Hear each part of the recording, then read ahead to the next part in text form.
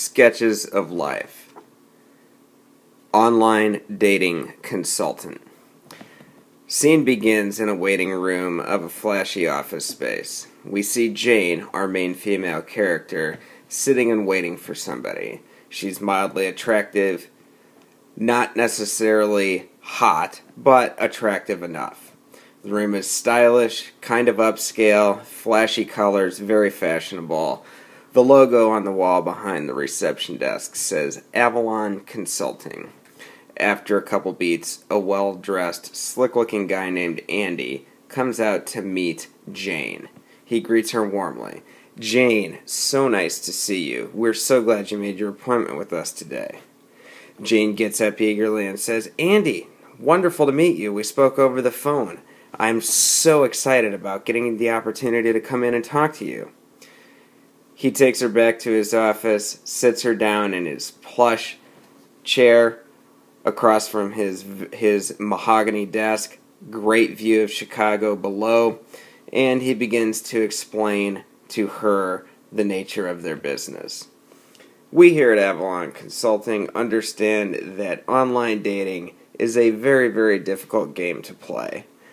It's important. Perhaps it's not a game, but we know that every man and woman, perhaps more importantly women, must be armed with a handful of gamesmanship strategies that they will need in order to A, find the right men to contact them, and B, ensure that the wrong men do not attempt to contact them. And so that is why we are here. Our strategies have been proven successful over a decade now, and we are looking to do anything we can possibly do to help you in your online dating adventure.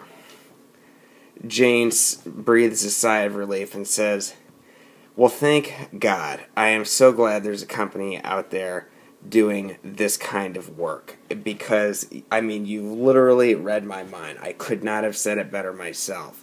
Things are so difficult out there, and it's not so much that it's the good guys that I can't find. It's wading through all of the bad guys. It's just like a cesspool. And I'm just trying out a few new things, and I thought I'd give Avalon Consulting a call." Andy replies, "Well, we're glad you did.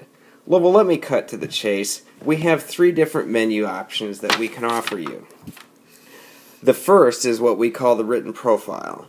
This retails out at $100. For $100, you will speak to our expert profile writer who will compile all of the relevant information he needs to draft a profile for you that will ensure, as I have said, that the right men read that and say, 'I want to know more,' and that the wrong men don't even bother to get past the first sentence. Our second option is the written profile plus the photography package. This retails out at $250. The written profile, of course, is as I have just described it, and the photography package is a series of glossy photos, choosing up to 5 different outfits and backgrounds. You will be working with our professional photographer who has worked for multiple fashion magazines and knows how to photograph women better than any guy I've ever met. He will have you looking stunning in your profile photos. Now, unlike the written profile, I can't guarantee that these photos will turn away the yahoos out there, because you are going to look drop dead gorgeous. That's a fact of life, and that you're going to have to deal with.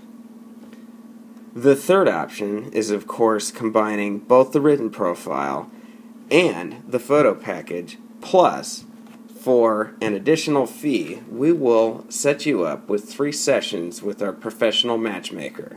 This retails out at $600, and for those 3 sessions, our matchmaker will get more of a intuitive feel for your background and be able to advise you on which directions that seem to make the most sense for both you and your profile. Take some time to think. Again, I said the written profile is $100.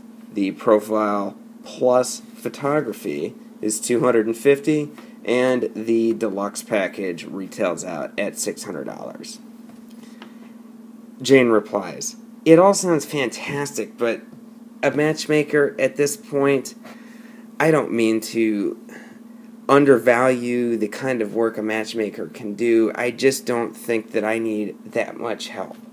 I would love some photography, though. That is one thing that every time I look at that thing, I just can't get right. I really need to be in the hands of a professional for that." Andy replies, "Well, Jane, it's your lucky day.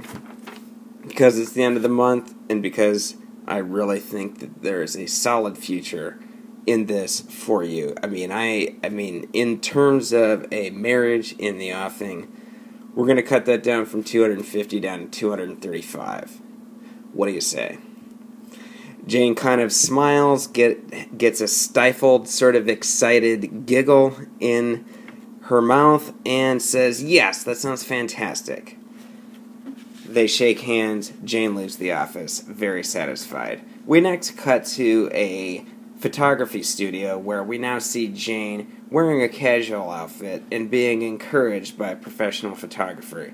He certainly looks like somebody who believes that he should be photographing supermodels for Vogue, Cosmopolitan, and any other high fashion magazine you can think of. He shouts all of the words of encouragement that you expect from a photographer to be telling a young, attractive woman. "You're sexy. You're beautiful. They'll be lining up around the block for you.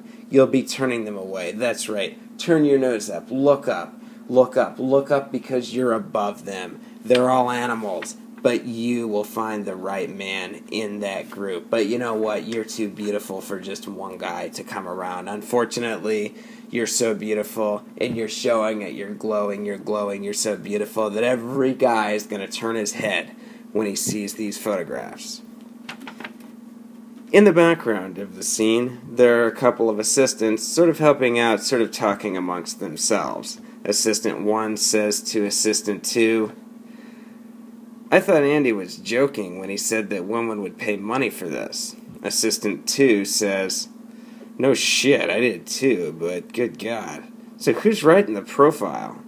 Assistant 1 says, "Oh, they got some guy in legal. He basically just has a 30-minute phone conversation, then bullshits the same thing he does for every other profile.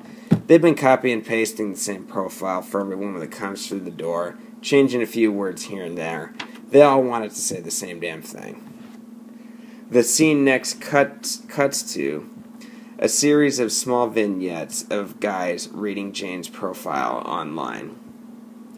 First vignette is 2 guys in an apartment. One guy, who's the owner of the apartment, is looking at his laptop, thumbing through profiles, while his buddy is getting up off the couch and grabbing a beer. First guy lands on Jane's profile, takes a closer look, says, "What do you think about this one?" Second guy, after getting a beer out of the fridge, says, "Yeah, she's hot enough. What'd she do?" First guy says, "Hell if I know. I'll check it out. I'll check if she actually responds to the email." Second vignette shows a very creepy guy in a very creepy looking apartment going through photos of online dating profiles. He happens upon Jane, says to himself in a very, very creepy voice, "She's hot enough. You better believe she's hot enough. Oh yeah." And at this point, he reaches down into his pants to touch himself. And then we go to the third scene where one guy is riding on the bus, looking through his smartphone at dating profiles, then says to his friend, the second guy, "Why does every woman say she's looking for the kind of man who can put a twinkle in her eye?" This is like the fifth one. Second guy says, "You actually read those things?" First guy says, "Not usually, but I keep seeing this same twinkle in the eye thing over and over again. It's like one guy is writing these profiles for a bunch of different women." At this point, the scene cuts to Andy in his office, going over the top with the stereotypical rich guy laugh. He is lighting a cigar with a $100 bill, laughing his ass off as he stares down at the city. He's got the world by the ball. He's got the world by the tail, the city by the balls, however you describe it. After a couple of beats, one of the assistants comes in and says, "Hey, Joanne, our matchmaker, just quit." Andy takes a second, thinks about it, shrugs, and says, "Just go on the internet and find another one of these psychics from the neighborhood." That's how we found the last one. And scene. Recorded May 3rd, 2013.